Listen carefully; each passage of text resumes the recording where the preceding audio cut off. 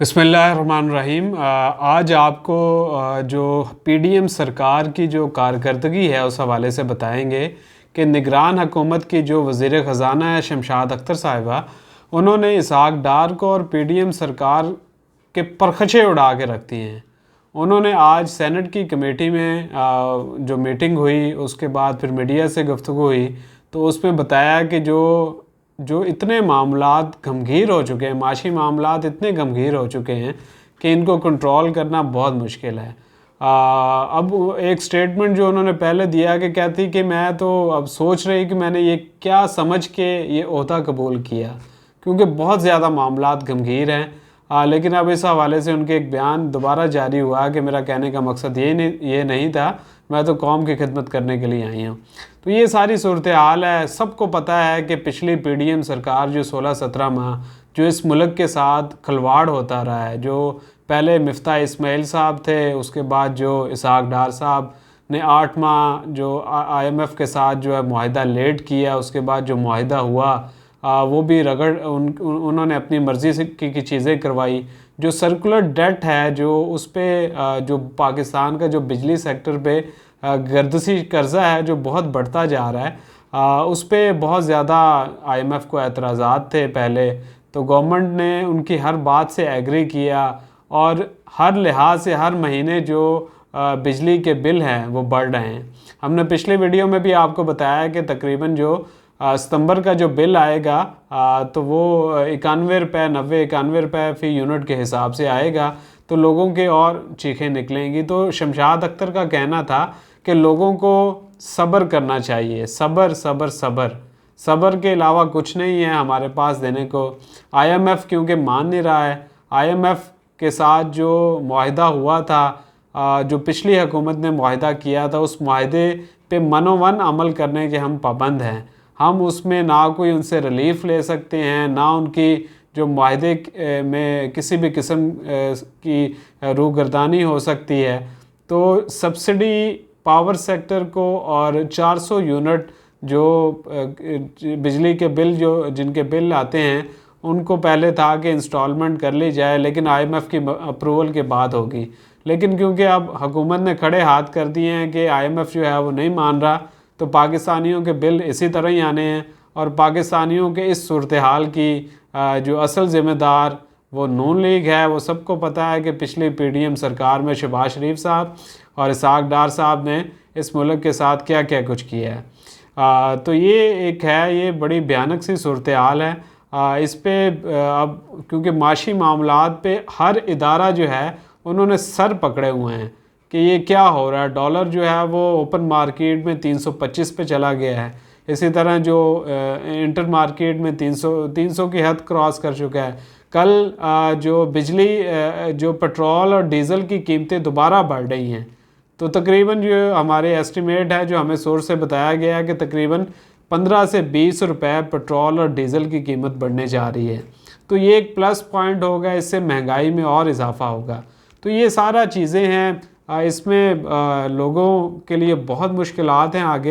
आगे आने वाले जो मामलात हैं वो पाकिस्तानी अवाम के लिए भयानक होंगे। तो ये हमारे जो इदारे हैं उनको भी सोचना चाहिए कि जो पाकिस्तान तहरीक इंसाफ के जो हुकूमत जो है वो और कोर्ट जो है वो इनको पहले कहती रही कि आप पंजाब में और KP में इलेक्शंस करवा दें। उनकी पटिशन भी थी लेकिन उस पर कुछ नहीं हुआ, क्योंकि आज शमशाद अख्तर साहिबा ने भी कहा है कि जो जितने भी माशी मामलात जो ख़राब हैं इनमें सब जो सूरत हाल है, ये पॉलिटिकल जो स्टेबिलिटी होगी तो माशी मामलात भी ठीक होंगे। IMF भी इनको यही कहता है, यूरोपीय यूनियन भी, अब अमेरिकन के भी यही स्टेटमेंट आ रहे हैं कि जो इलेक्शंस हैं उसको मुकर्रर मुद्दत के अंदर करना चाहिए। लेकिन नून लीग जो है वो बार बार इस्टेब्लिशमेंट, क्योंकि नून लीग और इस्टेब्लिशमेंट एक पेज पे हैं बज़ाहिरन, इरफान सदीकी साहब को आजकल आगे किया हुआ है, वो जिनके हक़ में कॉलम लिखते रहे हैं वो सबको पता है। और राना सनाउल्लाह साहब भी कह रहे हैं कि जो हल्का बंदियों के बाद जो है वो इलेक्शंस होंगे, तो वो फरवरी 2024 की डेट दे रहे हैं। तो ये सारा सूरत हाल है, सबके सामने है कि कौन किस तरफ खेल रहा है। पीपल्स पार्टी के जो वज़रा हैं उन्होंने मज़े किए हैं, जो 16 माह की गवर्नमेंट है उसमें बहुत मज़े किए हैं। इनके एक वज़ीर हैं जो उस हवाले से कंप्लीट एक यूट्यूब का चैनल जो वीलॉग करेंगे कि किस तरह वो हर बैरून मुल्क दौरों में अपनी अहलिया को साथ लेके जाते रहे हैं, और जो उनकी वन साइड की जो टिकट बनती थी वो 24-25 लाख रुपया बनती थी, और बिज़नेस क्लास की जो टिकट थी। तो ये सारी सिचुएशन सामने है। दूसरा, जो सदर आरिफ अलवी साहब हैं, उन्होंने ख़त लिखा था इलेक्शन कमीशन के रिप्लाई के बाद लॉ मिनिस्ट्री को कि इलेक्शन की डेट का तयन कौन कर सकता है। तो लॉ मिनिस्ट्री ने जवाब दिया है कि जो नया कानून बना है उसके बाद इलेक्शन कमीशन को इख्तियार हासिल है। तो अब ये मामला ऑटोमेटिकली सुप्रीम कोर्ट में जाएगा।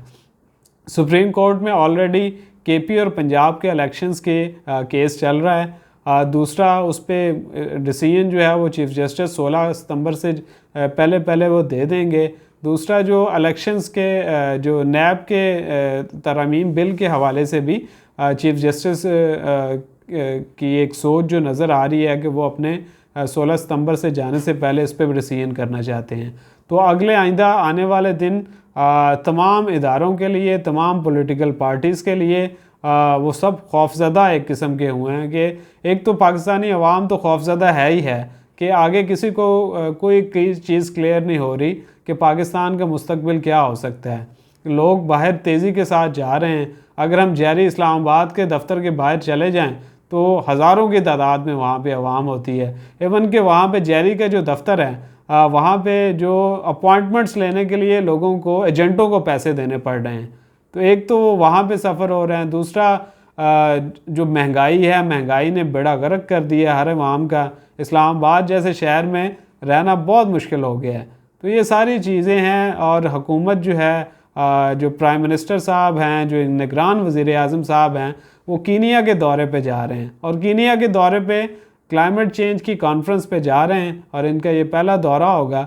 तो मुझे जो बताया गया कि वो सेक्रेटरी तिजारत को भी साथ लेके जा रहे हैं, और सेक्रेटरी तिजारत साहब का कोई तुक नहीं बनता कि वो या तो कोई ट्रेड के रिलेटेड कोई कॉन्फ्रेंस हो, कोई इवेंट हो, या उनका दौरा हो तो फिर तो जाएं, लेकिन कोई तुक नहीं बनता कि वो सेक्रेटरी तिजारत को साथ लेके जाएं। ये बिल्कुल पाकिस्तान के और पाकिस्तानियों के जो पैसों हैं उसका एक ज़िया होगा।